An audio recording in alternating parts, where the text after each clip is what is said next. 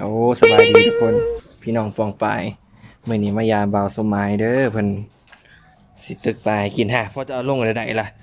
มันง่ายแท้มื้อนี้โอ้เบิ่งเด้อพี่น้องเด้อพุ่นน่ะเพิ่นเพิ่นเลี้ยงปลาไว้หลายเนาะตัวนึงแต่ว่าปลดบ่เป็นมื้อนี้เฮ็ดจังได๋ล่ะมื้อนี้เจ็บมือเลยโอ้เจ็บมือว่าซั่นอ๋อมาเบิ่งกันเด้อมาลุ้นกันว่าสิได้อีกบ่ตัวนี้อ้อได้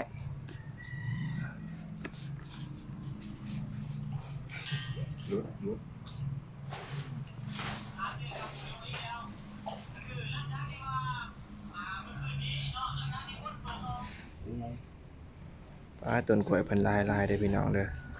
พุ่นน่ะเพิ่นปลูกไว้แคมสาเลยเด้อนี่ โอ้ยหลุดอ๋อได้บ่สมัยไว้จังได๋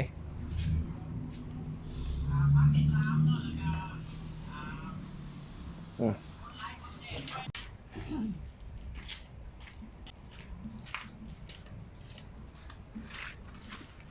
จะได้บ่าวสมัยบ่าวสวรรค์ได้อยู่บ่โอ้มันบ่ได้เงินไว้จะเงินไว้เอากี่บาทก็แล้วปับ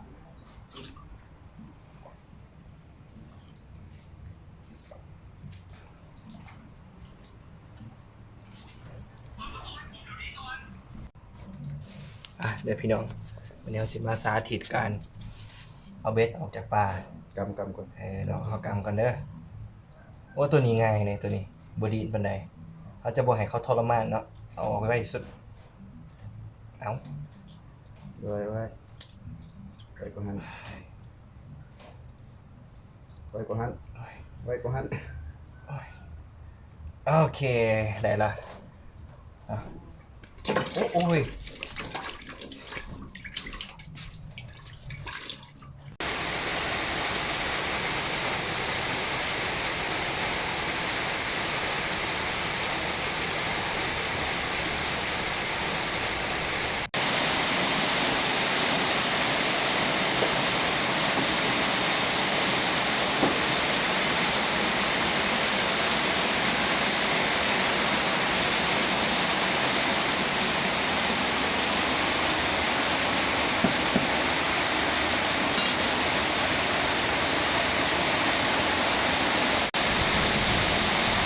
พี่น้องเลย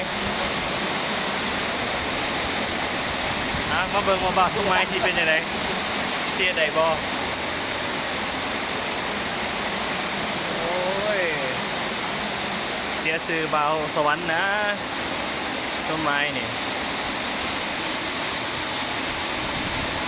มื้อนี้มายามเพิ่นเนาะเพิ่นเฮ็ดปิ้งปลาตำบักหุ่งให้กินนี่ได้ปลา3ตัวฮะโอ้เฮ้ย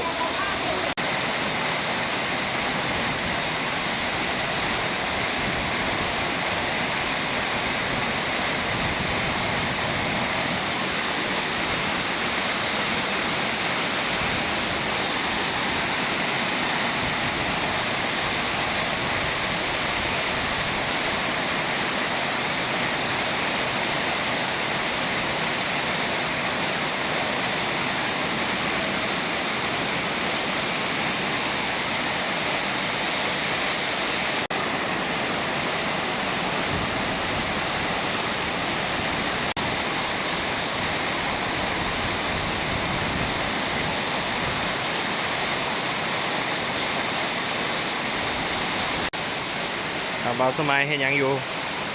ช่วยมาพุ่งโอ้ซอยมะฮูวันนี้มะฮูเปลือกมะฮูเขาก็ปลามันก็กินเลยเนาะเขาซอยลง เอาล เนาะ งห้อย ให้ห้อยบ่ปลากินบ่ได้บ่ปลา ปลา ให้กันเนาะมันเชื่อว่าเป็นระบบหมุนเวียน ซ้ำแต่เฮ็ดให้นี่กิน เฮ็ดให้ลิงกินโอ้บรรยากาศฝนตกพี่น้องเลยบรรยากาศดีดูทงไห้ทงหน้าว่าซั่นได้ปลาเค็ง3ตัวปีกยังบ่สุกเทื่อ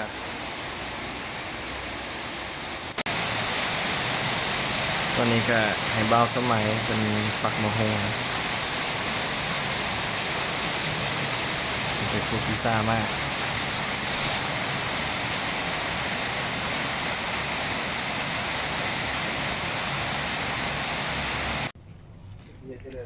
ตัวนี้ก็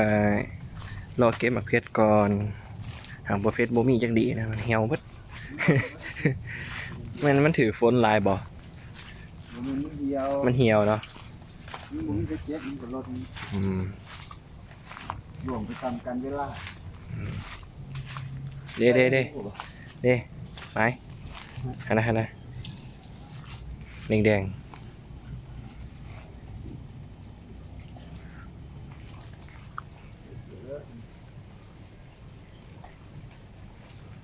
กินเผ็ดร้ายบ่ได้ ๆแสบดากเนาะ บ่ อืม กินเผ็ดร้าย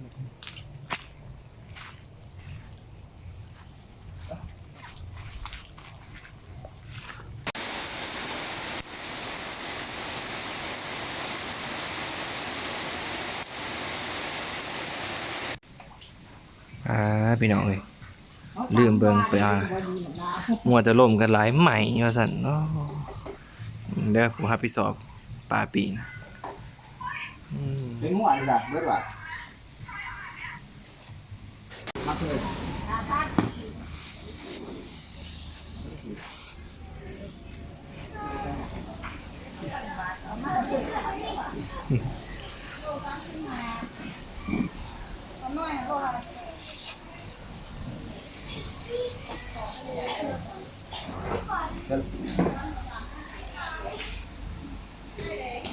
สิหาเนาะ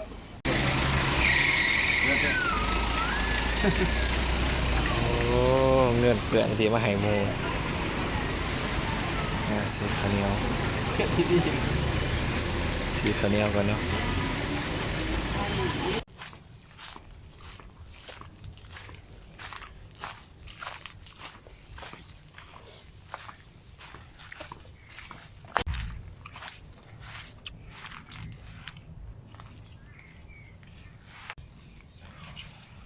พี่น้องมาหาหน่อไม้ก็บางใหญ่เด้ไปแมนบอลนี่เป็นเฮ็ดอีหยังนี่ สีเอียนนึง โอ้คนสีเหลืองเอียนพี่น้อง อันนี้ได้ไหมยังหอยหยังหอยสีทอง สีทอง เบิ่งให้ทางผู้ชมเบิ่งนะโอ้กำลังเป็นนะบ่าวไม้เป็นนี่สุดยอดเนาะมีเบิดทั้งเอียนทั้งกบทั้งเขียด ยังไม่เลย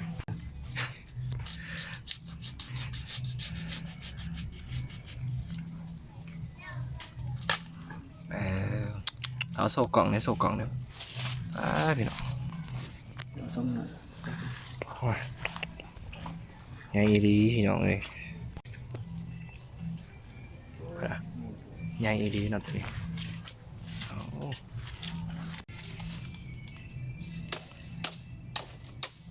ยูแซนโอ้นี่เนาะนี่เด้โอ้เป็นหลีเบิ่งเนี่ยขั้นบ่เบิ่งคักๆเนี่ยบ่เห็นเลย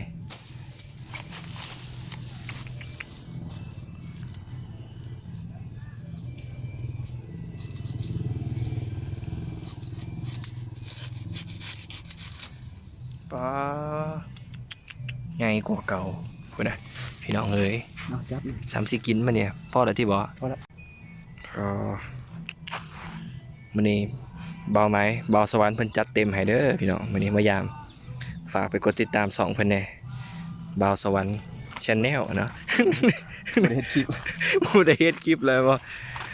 สิเศร้าเลยบ่ ตามตีบ่เศร้าเลย โอ้บ่เศร้ายังมีแผนอยู่แม่นบ่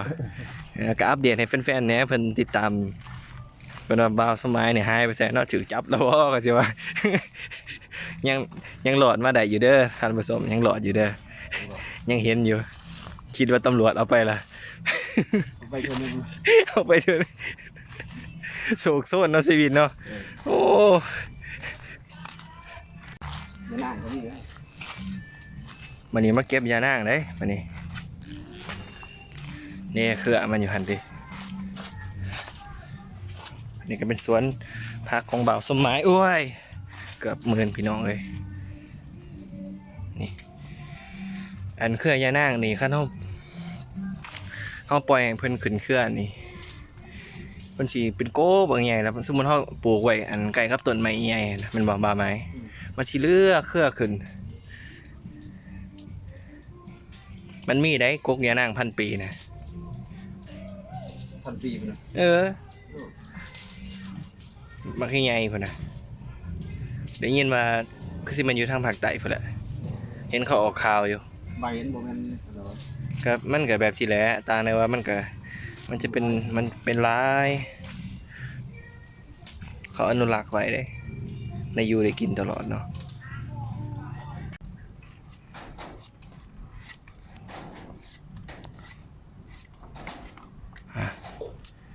ตอนนี้ก็เป็นขั้นตอนปอกหน่อไม้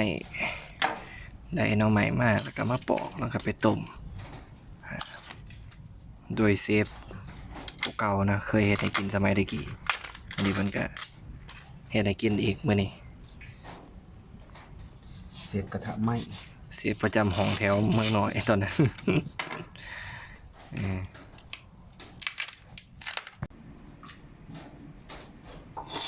ทำข้าวเบื่อให้เอ เอง อันนี้เป็นโคกเป็นโคกเฮียร้อน ตาลไม่ได้ เส้นน้ำตาล ตู้ม เอ้ยเอาน้ำตาลนี่สิ เอาพวกมักนี่แหละสิเลย โอ้อาบน้ำน้องเย็นเด้แล้วลงมันเปียกอ่ะ ขั้นนำไลท์หันมากอยู่ดอก โอ้โหมา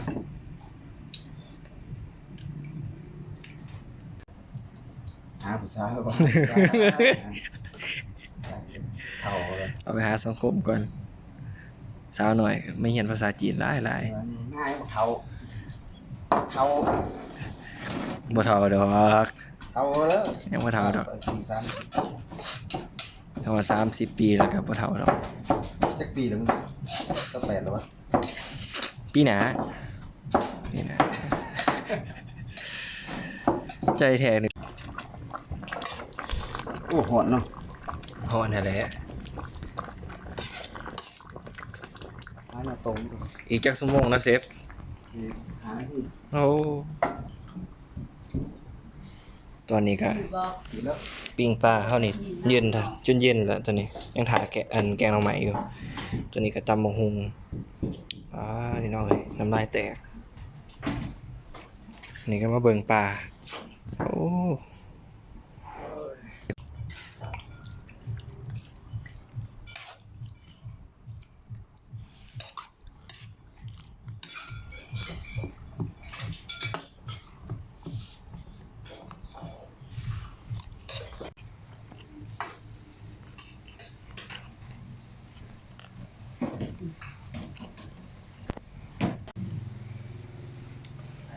มาเด้อพี่น้องเอ้ยเริ่มลงมือแล้วบัดนี้ ที่ไหน ลงมือแล้วลงมือแล้วลงมือแล้ว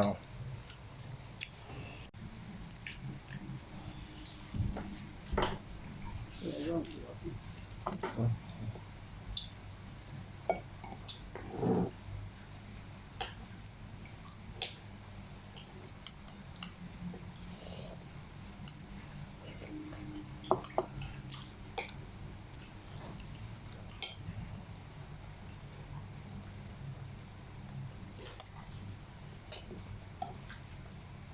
แกงมาตำมะหุ่งแกงหน่อไม้ด้วยหุงเขา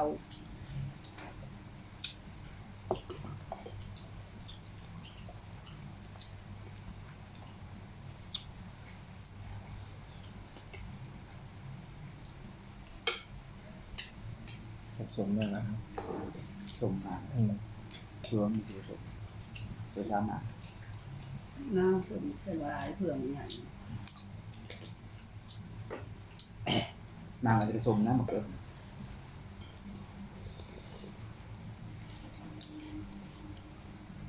ก็ไปเลยจางแล้วกินแกงมัน เดี๋ยวนะ บ้างเนอะ เดี๋ยว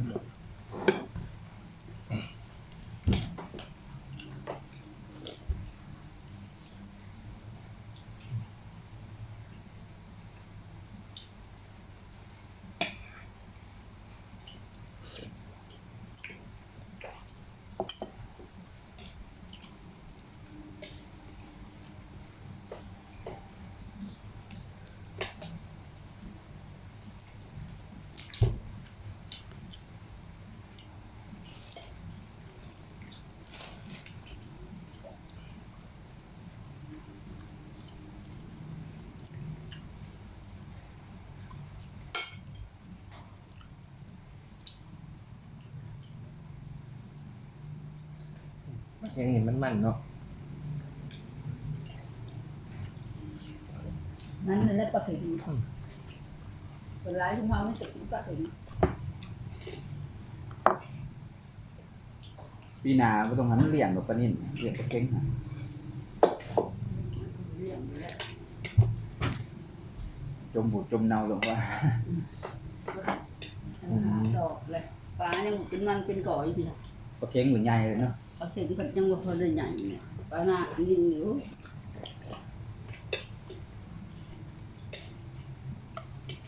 กรอบ3 เซน8เนาะ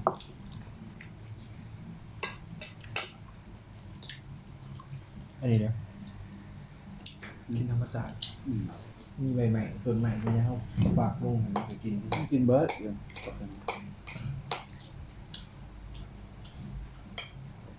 แต่ว่ามันบืนนะคงพอ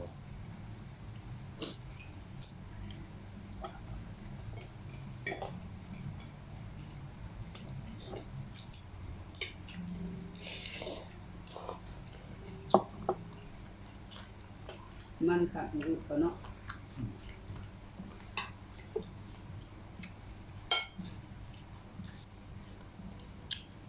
มันซื้อมาเหมือนแข็งเผ็ดไก่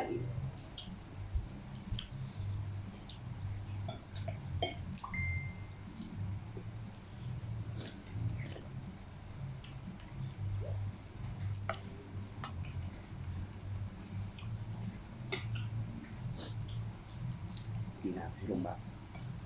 ไม่ได้บ้าน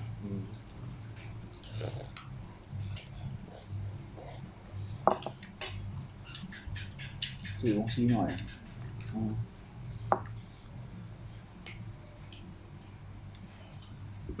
อลินทำเองขิงหัวอยู่บนกระไรเนาะ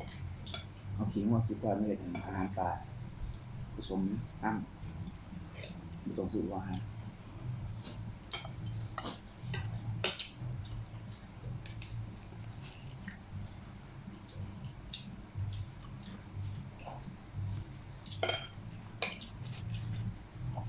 ผสมกันได้สูตรอาหารมีอยู่ด้วยนะคุณเดี๋ยวจะลงมืออยู่บ้านวัตถุดิบมันหลายเราสิเฮ็ดสิหาบ้านกูไกลเมืองเด้เฮ็ดได้นะ กินเด้อกินเด้อหมักแข็งทำไมอันนี้เขาบ่มีหมูกับบ่กินไก่อยู่คนเดียวไปกินนะร้านมาของเขาแกงวันสินเข่งสินดับมันมา มันแกงออกมาตึกปลาใส่มันจะใส่กระดูกหมู อยู่ในเมืองผมบอกเขาอยู่ในเมืองบอก มีใช้แหละบ่งถามก่อนบนห้างขายรถบอกเช่นห้างขายรถเช่นไม้ไม่จับบ่ไม้ โอ้บ่คือด่าบ่มันไปอยู่คุณกัน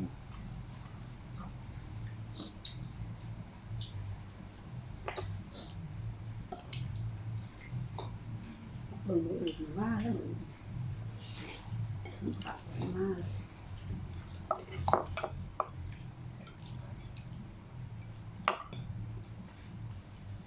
หลานก็ไปอยู่นั่น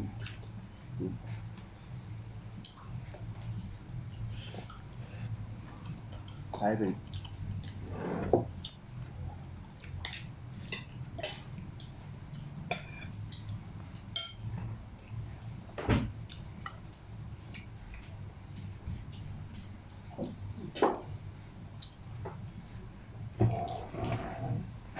้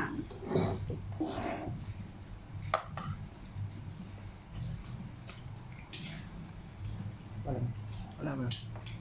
ลายเพื่อ ำเอาไว้เห็นยังถึงมาโลด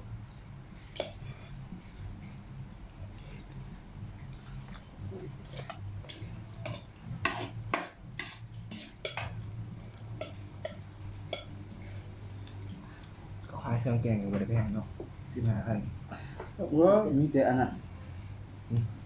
มีแต่ใบขะแยงมันก็ยังเหลือ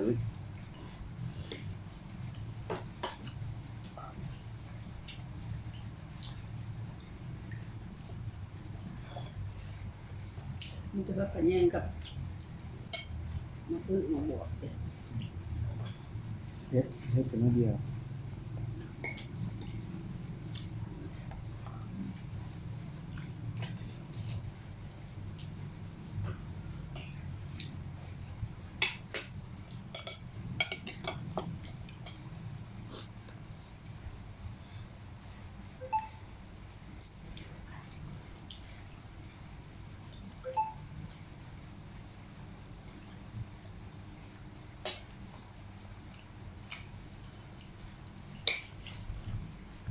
ถ้าบ่ไม้มานี่3 เถื่อได้กินแกงใหม่